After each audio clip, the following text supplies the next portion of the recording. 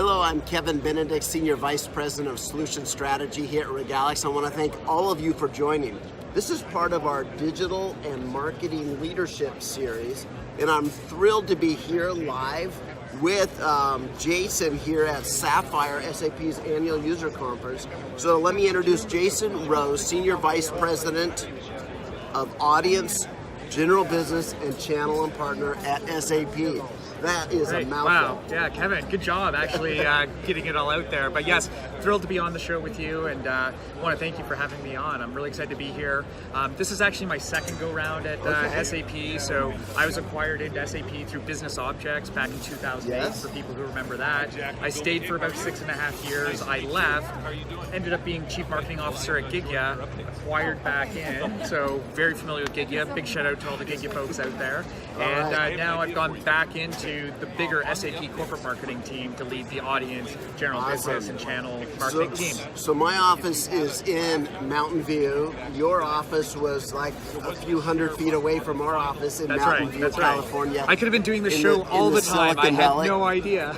And I'm trying a new camera holder here, a new tripod, but it's flexible, so if I bump it, it goes up and down. So it's not an earthquake this time. That's right. We're in Orlando, so that would be like not really California. bad. Yeah. So let's talk about marketing. You know, this is marketing leadership and digital leadership. There's a lot happening in there. There is. Now, you came from SAP, acquired Gigya, and Gigya was all about being able to turn unknown site visitors into known, recognizable entities where they could personalize it and do contextually relevant experiences and all that. That's right. That's right. Now, then came GDPR, which is the General Data Protection Regulation that the EU put in place for EU residents and people that live there, but it's impacting all multinational companies. Well, and then came Facebook and Cambridge Analytica, which really even brought it home to the North American market, where arguably privacy is dead. Not true, and that really proves the fact that people really care about this. And if you add the desire by everybody in marketing to really know who they're marketing to, really know the customer, really know the prospect, and then you have the emergence of account-based marketing, where you really want to know each individual in the company and as much as you can about them. So you have this intense desire for data, but then you have this now everybody's pushing back.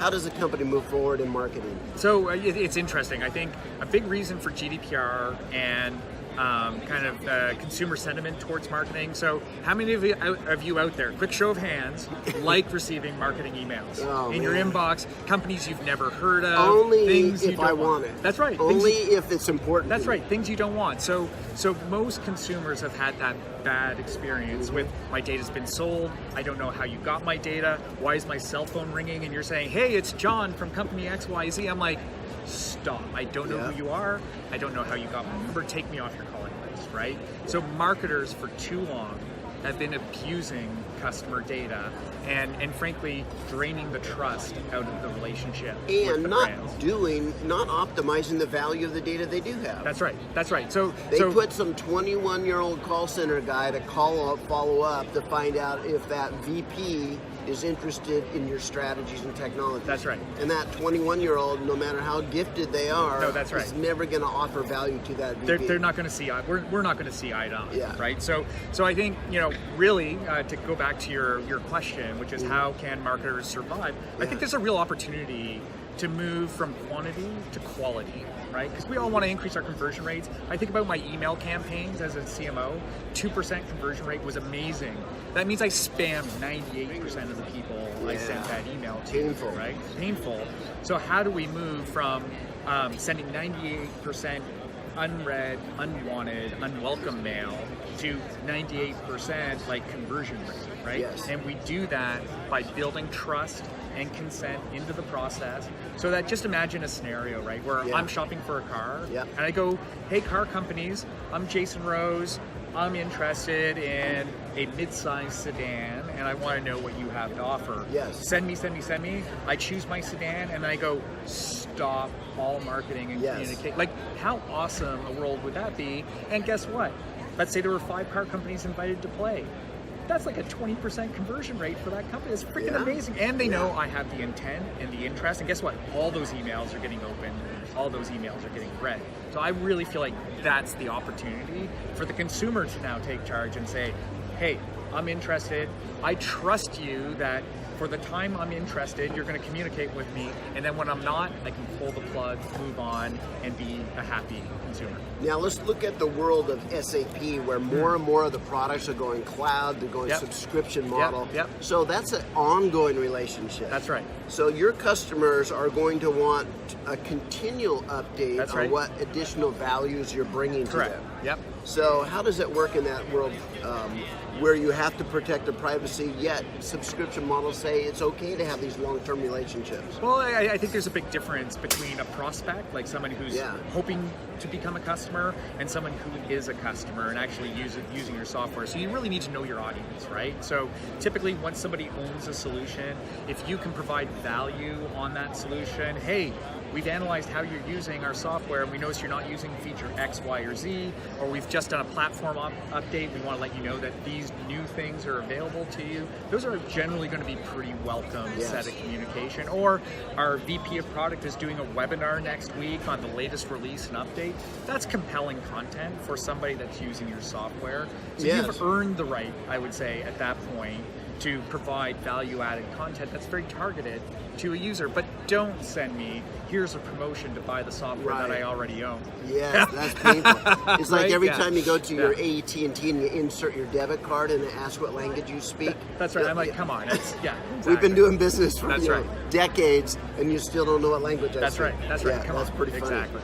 So I could also see an opportunity for evaluating the performance of the users of your software program. Absolutely. Like we noticed there's 3 new users.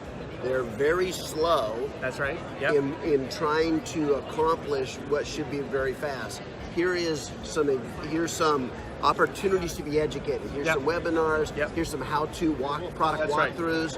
Sure. You know, so you can help that process be faster. Recommended learning. Because you have the intelligence built into the system. That's right.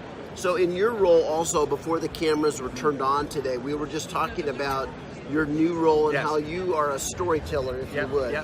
You look at a variety of different SAP products. How many products they have? Something like 120 different products? 3,000 products on the price list. 3,000 products out there. And so what you're doing is you're looking at some of the key ones out there and saying, if we use these in combinations, that's right. You know, what's the additional value you get out of there? Now, that kind of content, how are customers consuming content different in 2018 than they did maybe 5 years ago? Well, I think, again, I contextualize everything to where you are in your journey in terms of becoming a customer. Am I just learning about SAP?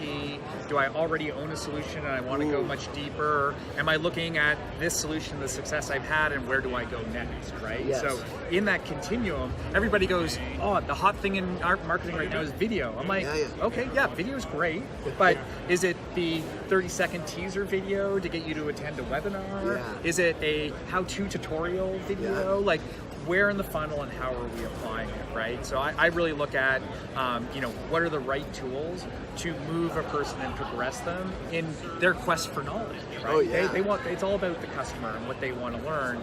So I hear people go, video's great, we need to do more video. I'm like, I love video, but tell me, what problem are we trying to solve? So that's what I try to come back to. Is it a video for a business decision maker? That's right. Or so you look at which, who are they? What persona are they? That's right. And there might be 16 different personas. There might be partner personas, prospects, a returning user, a new user, a decision maker, a technical implementer. That's right. Each of those guys need to consume different content. People go, your team needs to stop building white papers, and I go, why? Right? And you know what, to the technical decision maker, that white paper might be the thing that pushes them over the line. Now, if I'm trying to go after a business executive, they're probably not going to read the 30-page technical white paper, right? Absolutely agree with that, but you can't throw the baby out with the bathwater.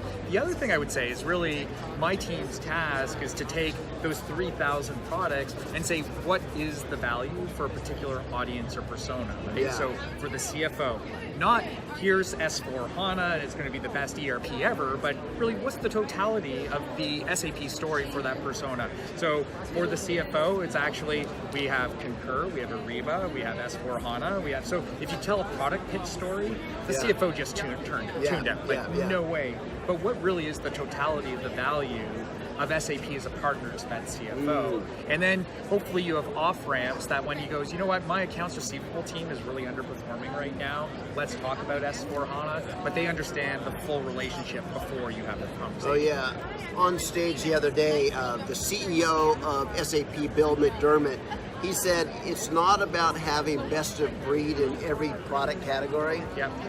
Today, it's about having end-to-end visibility into the data. That's right. So you can see the journey of a customer throughout their entire life cycle. Absolutely.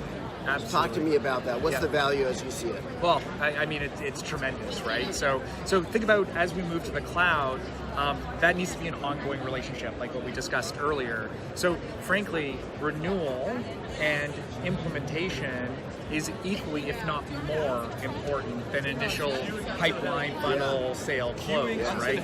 So what that means is we need to understand now, in the on-prem world, we had something called shelfware. You ever hear of shelfware, right? Oh, yeah. You buy it, you put it on the shelf, maybe you never deploy it, but you already got your upfront software revenue, and maybe you cancel your maintenance, but it doesn't really hurt the company.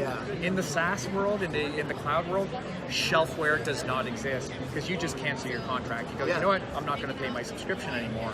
So now, as a marketing team, as an organization, SAP really needs to understand, okay, great, they bought product X, have they deployed, yes or no? If they haven't deployed, why not? Do we need to get a service partner involved? Do we need to get our DBS team, our global, our because you're focused on that almost post-initial sale. The transaction happened, but they're not using it, so they're going to cancel it. And that's revenue on the table for you, right? That's it. And in the SaaS world, if you're not renewing, you're toast. So you need a team, as you pointed out, that watches if they're implementing it. That's right. Make sure they're maximizing and optimizing the value of what they've already subscribed That's to. right. And then hopefully you go into the renewal phase where you have that ongoing relationship with that customer, and now you're able to tie together, okay, they're deployed, their renewal's coming up in 6 months, what are our touch points in there? Because the last thing any customer wants is a week before the renewal, you call up and go, are you going to sign? Are you going to renew? It's like, what have you done for me lately? What's our relationship? Absolutely. So you want to have that ongoing relationship so that by the time renewal comes along, it's like, of course we're going to renew. You're adding a tremendous amount of value to me, my organization, and what we're trying to do. I can see that a company's strategy would change. So we need the initial transaction. But we need a whole team dedicated to making sure they use it. So we need more content, better content, more onboarding kinds of tools and assistance, a better ecosystem that jumps on that. That's right. Because your entire revenue stream is dependent on it, isn't it? That's it. It's a true partnership. In the SaaS world, your customer success and your company's success are 100% aligned, which is fantastic and a tremendous opportunity because SAP is a very customer-centric organization. I think the opportunity to partner with our customers and make it happen is fantastic. All right. So I want to thank Jason Rose for joining us today. I want to thank all of you for watching us live here at Sapphire this week. Kevin, thank you so much. Thanks, Jason. Thank you, guys.